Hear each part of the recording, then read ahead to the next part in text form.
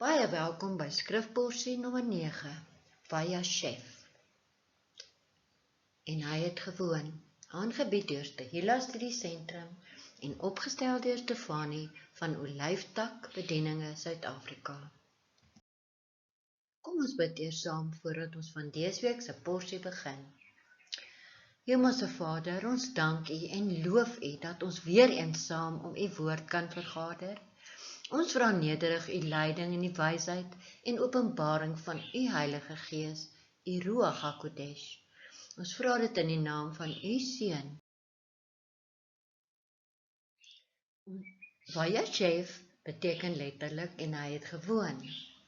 Ons lees uit Genesis 37 tot 40, die Torah gedeelte, die eerste 5 boeke, die profete gedeelte Amos 2 tot 3 en die goeie nuus gedeelte Handeling 6 en 7.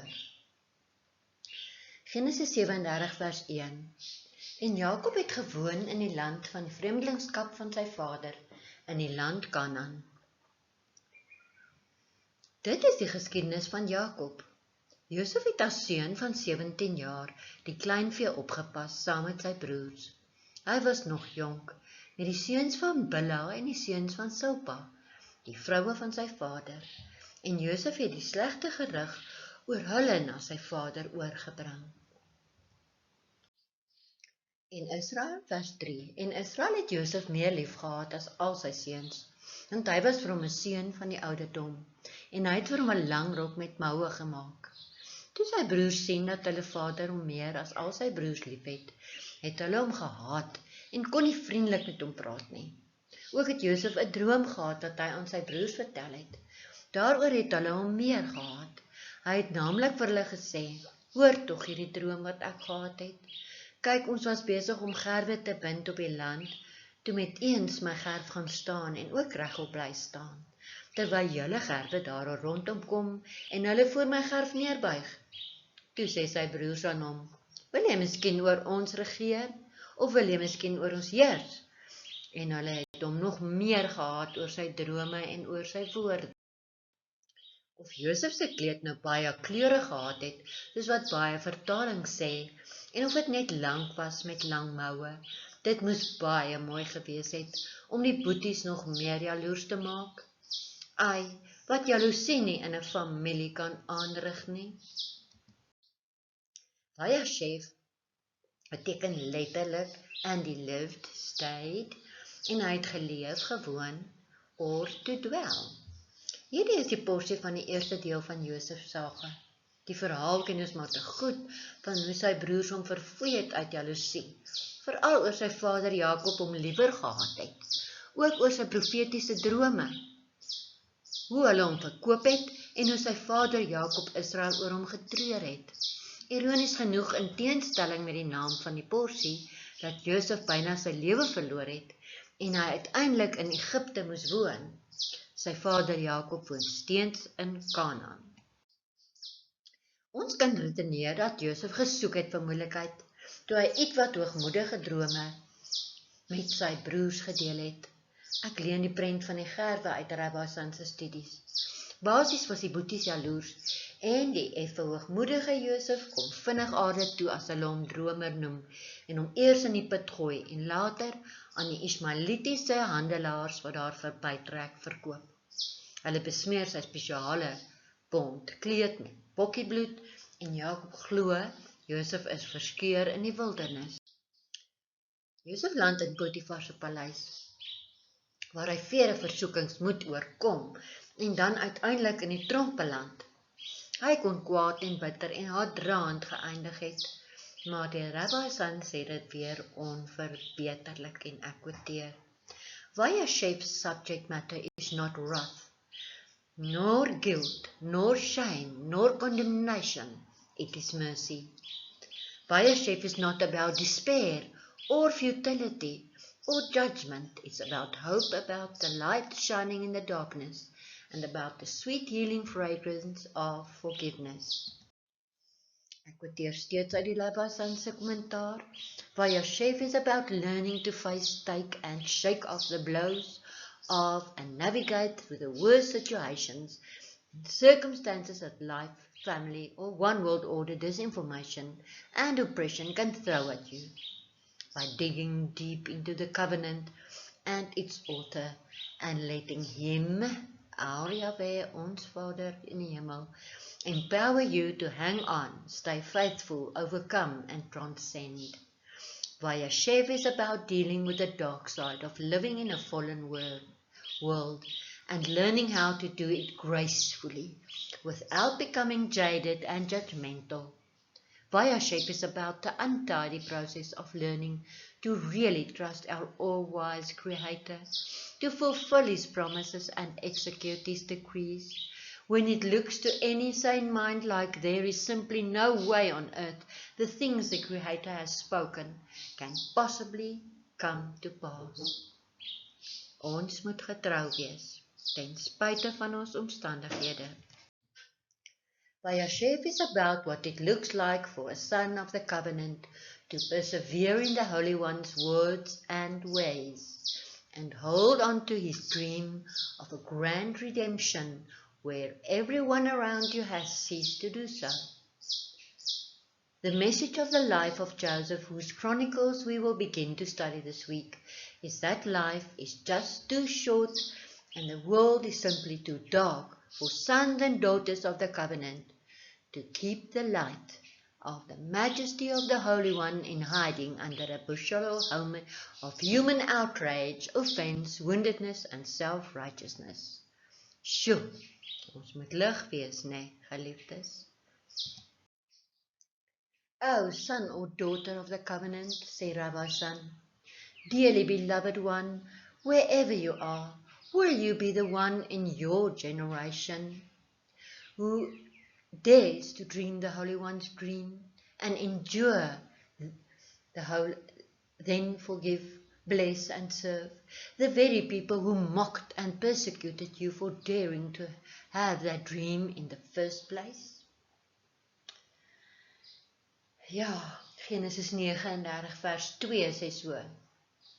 En die Here Jahweh was met Josef, sodat hy 'n voorspoedige man was. En hy het in die huis van sy heer, die Egiptenaar, gebly. En toe sy heer sien dat die Here Jahweh met hom was, en dat die Here Jahweh alles wat hy doen in sy hand voorspoedig maak, het Josef guns in sy oë gevind. Vader, gee seën ten spyte van omstandighede, as ons op hom vertrou. Ek lees uit die Engelse King James Version. The Holy One was with Joseph, and he became a successful man, and the Holy One was with him, and in all his work the Holy One caused it to prosper in his hand.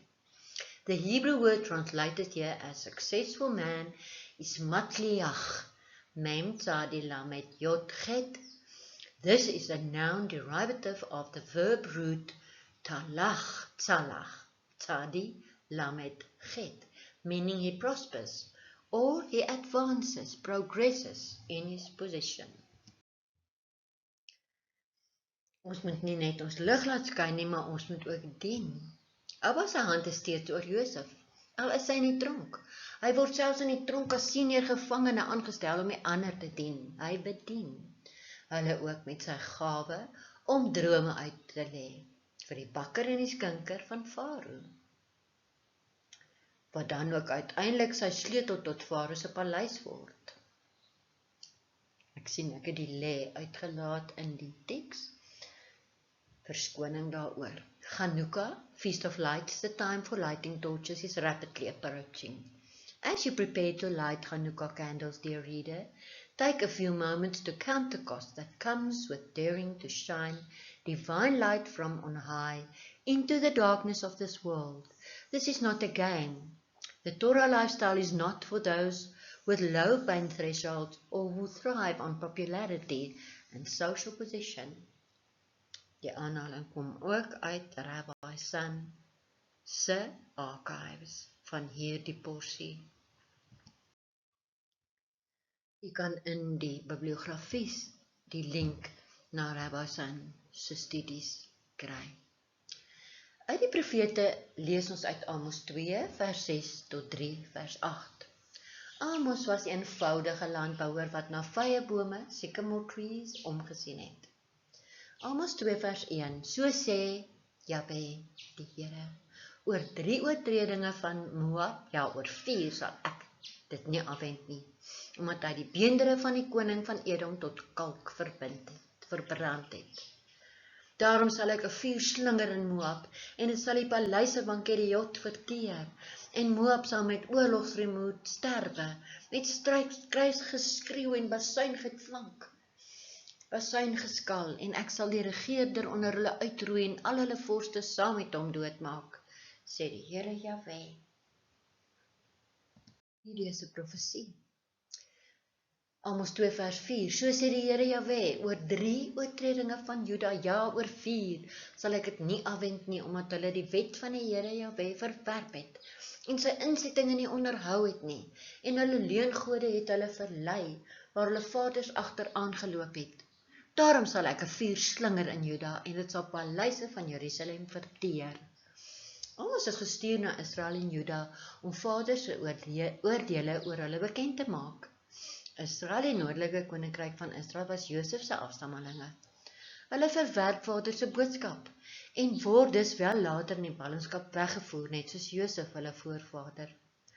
Mag ons na ons Skepper Vader se waarskuwings luister, en nie soos Israel reageer nie. Ons lees in die goeie nuus, Handelinge 6 vers 1 tot 7 vers 16. Gaan lees gerus die hele gedeelte vir jouself deur. Jy kan heerlik die video onderbreek deur net die pause knoppie te druk en die Bybel gaan haal en dit gaan lees. Abba Vader gebruik in hierdie gedeelte Stefanus om die waarheid te verkondig. Die Grieksprekende Jode beskuldig Stefanus van dwaalleer en veroordeel hom tot steniging. In sy eie verdediging het hy een van die beste en bekendste toesprake nog gelewer. Dit is regtig 'n wonderlike toespraak. Stefanus het die Oral Torah van die destydse Jode gekritiseer. Die oorleweringe wat net per mond oorgedra is en nie deur Vader neergeskryf is nie. Die Jode het niks daarvan gehou nie, veral die Fariseërs, die skrifgeleerdes. Hulle het geglo, jy moet ook die Oral Torah, soos hulle dit noem, hou. Stefanus het geglo in die suiwer en ware woord van ons Vader, soos ons moet glo. Hy word uiteindelik die eerste martelaar vir ons Messias.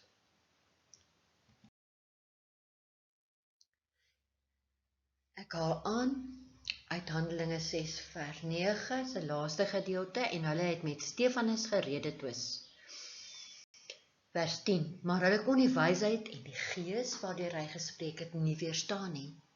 Toe het hulle manne opgestook om te sê, ons het om lasterlike dinge hoor praat teen Moses en God, en hulle het die volk en die ouderlinge en die skrifgeleerdes in beweging gebring en op hom afgekom en hom gegryp voor die Roodse Raad gebring. En ons sal later lees hoe Stefanus gestenig is, maar hy het die hemel geopen, voor hom gesien. Ons uitdaging vandag, is ons bereid om so Stefanus te staan vir die waarheid? In hierdie eindtyd is ons bereid om te sterf vir ons getuienis van ons meester. Ons weet nie wat vir ons voorlê nie, maar ons moet staan op die waarheid. Veral ook nou, omdat Kersfees om die draai is. En ek praat nie net van die sekulêre Kersfees nie, maar die Kersfees wat die Christene uit die pagan gewoontes aangeneem het. Jy kan gerus op Lyfdag se webwerf gaan lees. 'n Studiestuk wat ek opgestel het oor die heidense gewoontes van Kersfees. Ek daag u uit om u eie notas neer te skryf oor hierdie studiestuk. Skryf neer wat u getref het. Waaroor praat die Ruach met u? Abba Vader, dankie vir u Heilige Gees. U Ruach wat ons leer en lei, inspireer en die stil influisteringe deur die Ruach in ons binneste. Maak ons al hoe meer sensitief vir u Gees. Ons vra dit in u naam. Ek vra ook dat u ons dapper sal maak om te staan vir die waarheid. die waarheid wat net u woord en u Gees aan ons kan openbaar. Amen. Gaan kyk gerus na ons webwerf waar u talle opbouende lesings kan aflaai. U kan ook 'n droomjoernaal aflaai, u kan 'n gebedsjoernaal aflaai. Ons is 'n bediening waar Yeshua Jesus ons Messias en Koning is. www.alefbranchsa aan mekaar kleinlettertjies.org. Baie maklik. En dan klik u op die linkerkant die streepieskode waar die bladsy sal opspring. Oorweeg ook asseblief bidend om deel van ons te word en ons bediening te ondersteun. Kontak ons by Tehillah Studiesentrum@gmail.com. Subscribe, like and share. En sit die klokkie aan sodat u altyd kan sien wanneer ons 'n nuwe studiestuk oplaai. Wees geseënd, geliefdes. Geliefdes, en oorweeg dit gerus om aan te sluit by ons skrifstudiegroepe en virtuele Shabbat byeenkomste op WhatsApp en Telegram, en ons ontmoet ook gereeld aanlyn as deel van ons fellowship. Ons is 'n aanlyn bediening en dan wil ons u aanmoedig om te kyk na ons nuwe webwerf. Is 'n Wix site, julle sal sien, en in te skryf met die druk van 'n knoppie by ons kursusse vir 2025. Ons is baie opgewonde oor wat Abba besig is, want ons wil graag die bruid van ons koning voorberei vir sy koms. Mag jy 'n geseënde Shabbat verder hê en Shavuot tov vir die week wat kom.